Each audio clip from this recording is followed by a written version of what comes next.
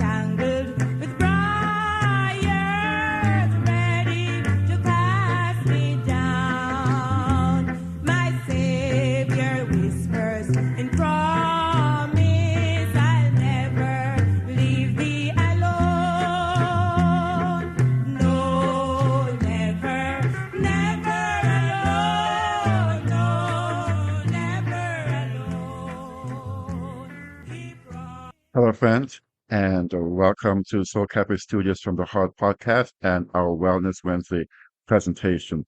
Today, we are continuing our series, Loneliness That Leads to Depression.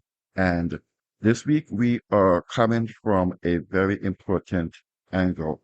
But before we do that, let's pause for a station break. You're listening to Soul Cafe Radio, food for the mind and soul. Please take a few seconds to support the channel. See the info in the description.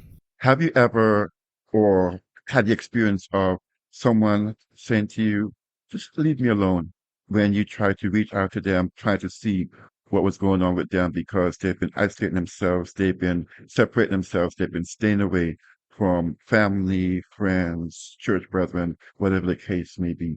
Here's a situation in some cases that you need to understand. First of all, it doesn't really apply in all cases, and it might not be true for every case, and we don't want to just paint everyone with the same brush. But sometimes it might be a cry for help that you have to just step gingerly in the situation. What do I mean? Well, number one, you have to know your boundaries, have to know that yes, it is indeed a cry for help, but they do not want you to invade a space that they're not ready for you to come into quite as yet. So you have to navigate these troubled waters with finesse. And my first suggestion is, of course, the best suggestion. Pray. Pray and ask the Lord how to proceed. One of my go-tos is just to make myself available to them, because more than likely that person does not really want you to give up on them. They don't want you to leave them alone. In fact, it was probably a sense of them being alone why they isolated themselves, why they chose to separate. And so, ever so often, you call, you send a text, you show up at your front door. Sometimes even a little reaching out, not being intrusive, not forcing yourself upon them, but just letting them know that as long as God spares life, you're going to be there for them. Another one and another important tip is to remember, as I said, not everyone that it applies to, but know your audience, know the type of person that you're dealing with, and know their triggers, and just make sure that you give them space to deal with whatever they're dealing with. But if at all possible, you make sure that you invite them to social situations, whether it's online or in person. Just seek to draw them out step by step, again, baby steps, because you do not want to make the situation worse. Additionally, when you're dealing with a person who flat out tells you to leave me alone, again, like I said, in many cases, it's a cry for help. And the thing about it is, as a humanity, we fail people a lot. We go from one extreme to the other. Either, yes, you hear, leave me alone, and you completely stay away, or you are in their face so much because you want them to know that you love them. And so you hang around, you stick around, and you know how they say that absence makes the heart grow fonder. It's true. And a longing for the family, a longing for the unity will be there. I want to speak to you, my dear ones, who are going through the situation, from my heart to yours as we wind down. You know, indeed, sometimes it is good to take that break, to just sit yourself down in a quiet space and reevaluate things, think about things, and communicate with your God. But as I said, to those who are seeking to reach you, you also must extend an olive branch. You also must let them know that the door is always open. You must verbally say, don't give up on me. Still check upon me when you can. I'm just going through something right now, and I'll be okay. And friend of mine, the thing about it is, it's a gospel truth that we were not created to be alone. We were created for companionship. We were created to communicate. We were created to create. And as we do so as a community, what a blessing it is. You see, in your isolation, guess what happens? Thoughts that you probably never intended to go there went there. You took some time off because you wanted to just be by yourself, just to assess your life because you're not feeling the best. But then this person doesn't call, or that person doesn't call. Don't they miss me? Don't they realize that I'm not there? Don't they realize that I'm not coming around as I usually do? Again, as I said earlier, understand that this humanity of ours, it is a funny thing.